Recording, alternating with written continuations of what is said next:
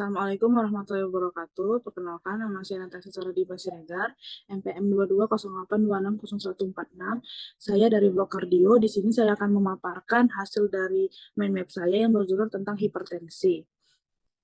Yang pertama, hipertensi itu apa? Hipertensi adalah suatu kondisi di mana pembuluh darah terus-menerus mengalami peningkatan tekanan yang diperoleh berdasarkan rata-rata 2 kali percobaan dengan waktu yang berjarak.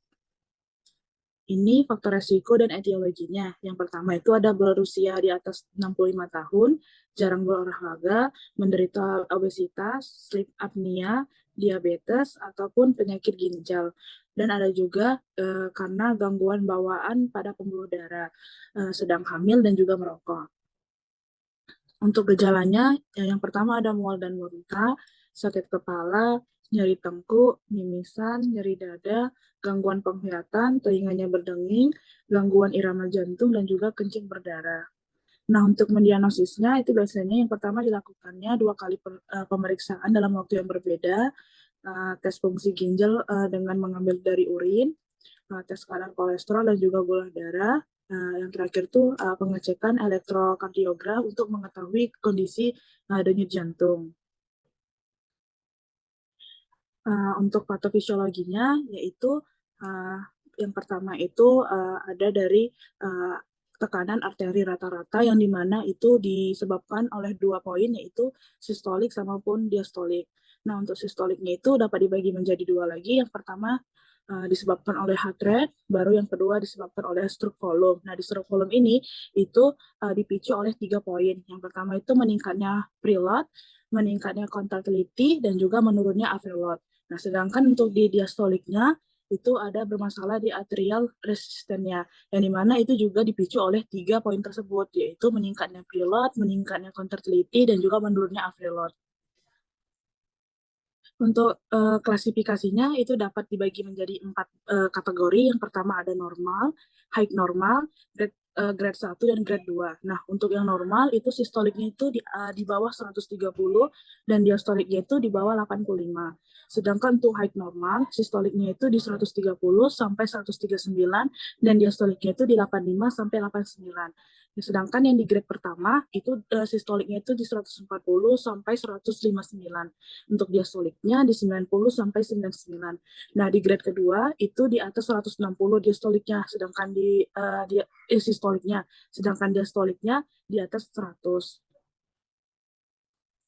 Untuk untuk terapinya itu dapat dibedakan menjadi 2, yaitu non farmako sama farmako. Nah, untuk non farmako ini kita dapat merubah gaya hidup dengan yang pertama itu mengurangi asupan garam, yang dimana dianjurkan untuk kita mengonsumsi garam satu harinya itu minim di sekitar 1 sendok makan. Nah, baru melakukan pola hidup sehat dengan melakukan metode diet DAS, yang dimana diet DAS ini adalah diet dengan kaya serat, mengurangi asupan lemak yang rendah.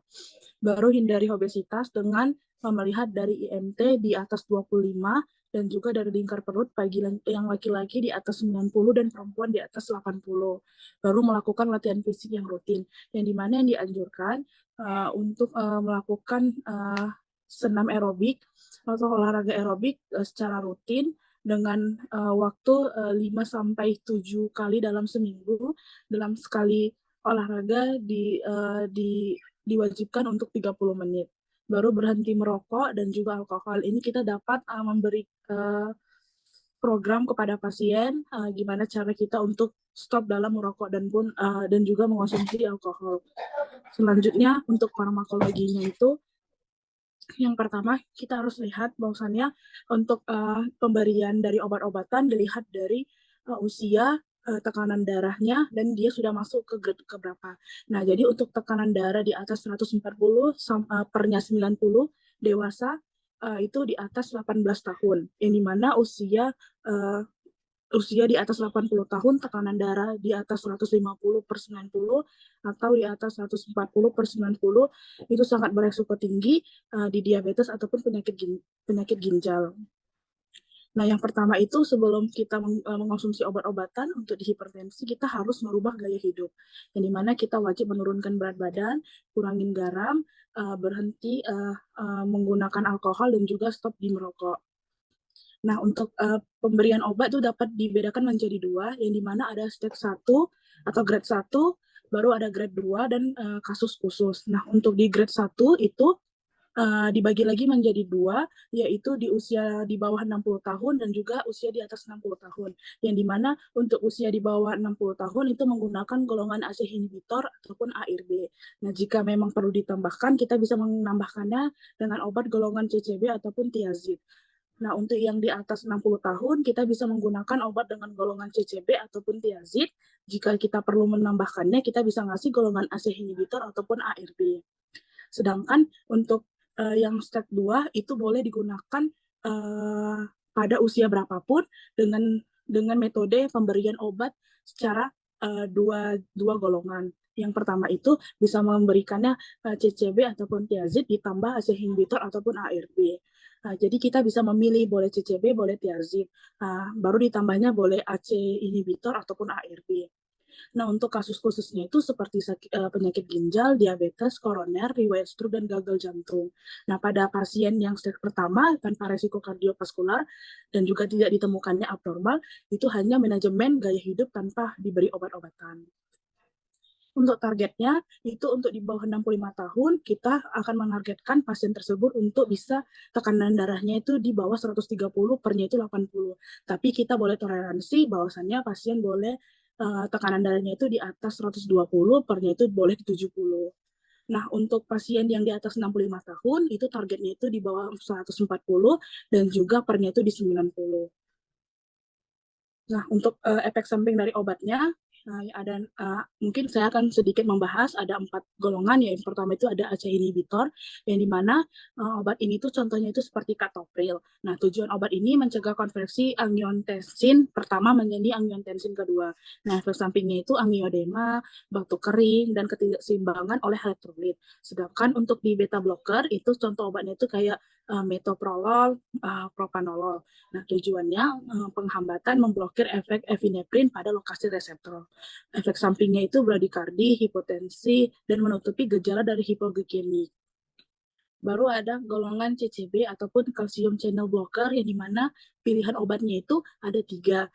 Yang belakang obatnya itu bacaannya zim, amil, dan dipin. Contohnya itu ditilazim, verapamil, dan amlodipin. Nah, tujuannya ini untuk mencegah pergerakan ion kalsium melintasi membran sel miokard. Nah, efek sampingnya itu hipotensi ortostatik, bragikardia, dan rasa pusing. Nah, untuk diuretik itu obatnya itu seperti torsemid, yang dimana tujuannya untuk meningkatkan diuresis level Na dan diatasi kehilangan kehilangannya dari cairan tubuh. Nah, efek sampingnya itu hiponatremia, hipokalemia, dan juga hipotensi. Nah, untuk komplikasinya itu dapat berpengaruh di beberapa organ, contohnya seperti di otak itu bisa terjadi hemorrhage, stroke. Baru untuk di mata bisa terjadinya retinopati, untuk di pembuluh darah bisa terjadinya peripheral vascular disease, dan untuk di ginjal bisa terjadinya renal failure dan juga proteinuria. Sedangkan untuk di jantung biasanya terjadinya LVH, CAD, dan juga CAH. Untuk pencegahannya itu kita dapat melakukan pola gaya hidup yang lebih sehat seperti berolahraga secara rutin minimal 30 menit dalam setiap hari, atau dengan metode 5-7 kali dalam seminggu, menjaga berat badan agar tetap ideal, tidak mengarah ke obesitas, dan dimana terpacu oleh kalau misalnya IMT-nya udah di atas 25, dan bagi laki-laki lingkaran pinggangnya sudah di atas 90 dan perempuan di atas 80, berarti harus menjaga berat badannya. Baru mengonsumsi makanan yang rendah lemak dan kaya serat, kita bisa menggunakan metode diet DASH, dan juga membatasi jumlah garam dalam makanan tidak lebih dari 1 sendok per harinya. Ini referensi yang saya gunakan. Mungkin sekian dan terima kasih. Saya tutup. Assalamualaikum warahmatullahi wabarakatuh.